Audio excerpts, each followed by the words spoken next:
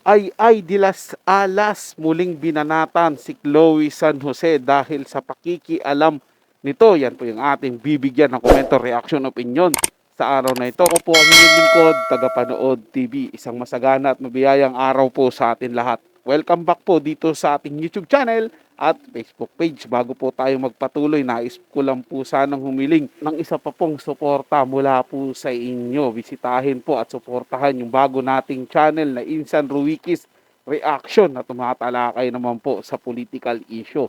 Baka may mahilig po dyan sa politika. Kaya wag na nating patagalin to. Simulan na po natin ang ating reaction video sa araw na to, mga tagapanood. Let's do this! Welcome back sa aking channel. Sa pangalawang pagkakataon ay de las Alas muling bumanat kay Chloe San Jose dahil sa pagiging infirmidide nito at kawalan ng respeto sa magulang ng kanyang boyfriend na si Carlos Yulo. Panuurin at pakinggan ang buong detalye.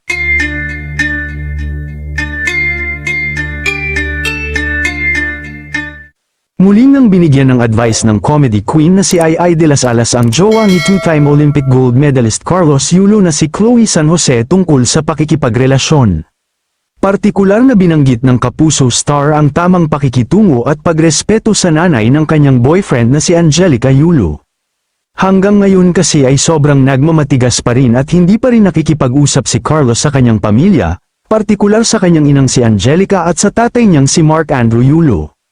Siyempre, marami ang naniniwala na si Chloe raw ang dahilan kung bakit patuloy na lumalayo ang loob ni Chloe sa kanyang pamilya, lalo na noong magtagumpay ito sa laban niya sa 2024 Paris Olympics kung saan nakapag-uwi siya ng 2 medalyang ginto bilang gymnast at nabigyan ng mahigit 100 milyong piso. Nang makausap ng Showbiz Insider ang comedy queen at isa sa mga nagbabalik na judge sa bagong season ng The Clash sa GMA7 at natanong siya tungkol sa patuloy na pinag-uusap ang isyu sa pamilya Yulo. Agad na sinabi ni Ai, sana raw ay dumating din ang araw na magkaayos-ayos sina Carlo at Chloe at ang pamilya nila para mas maging maligaya sila sa kanilang buhay.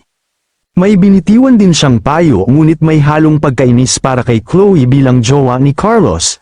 Aniya, kasi nanay yan kasi kung wala yung nanay niya, wala kang darling ngayon. Kaya girl, huwag mo siyang aawayin. Dagdag niya pa, at saka hindi ka pa asawa girl, girlfriend ka pa lang. Pag asawa ka na, pwede na, pero pag girlfriend pa lang girl, huwag mo munang awayin. Paliwanag pa niya, kasi alam mo naman ang mga mommy, di ba, isa yan sa mga way na magiging harmonious ang inyong relationship. Sa tanong kung sinasabihan din ba niya ang mga kung paano sila dapat makitungo sa kanilang mga magiging in-laws, oo, syempre, sinasabi ko, anak ha, dapat marunong kang magluto, dapat lagi mong tinutulungan mga in-laws mo. Dapat palagi mong tandaan ang salitang respeto, kasi isa yan sa magiging dahilan para mahalin ka nila at matanggap. Nagpayo din siya kay Chloe na, dapat alam mo ang salitang respeto lalong-lalo na sa magulang ni Chloe, kasi magulang ng boyfriend mo yan. Dapat alam mo din kung saan ka lulugar diba? Imbis pag-ayusin mo sila pinag-aaway-away mo pa. Huwag mong turuan si Chloe na magtanim ng galit sa magulang niya, dahil baka bumalik sa'yo yan, yung karma diba? Kayo mga ka-showbiz, anong masasabi nyo sa ating showbiz topic ngayon? Kung may opinion kayo ay magkomento lang kayo sa aking comment section. At syempre kung bago pa lang kayo sa aking channel ay mag-subscribe na kayo para lagi kayong updated sa mga showbiz trends na ina-upload ko. Maraming salamat po. Magandang payo po yun, mga tagapanood ni Ai de las Alas, di ba? Na galangin mo yung magulang ng boyfriend mo.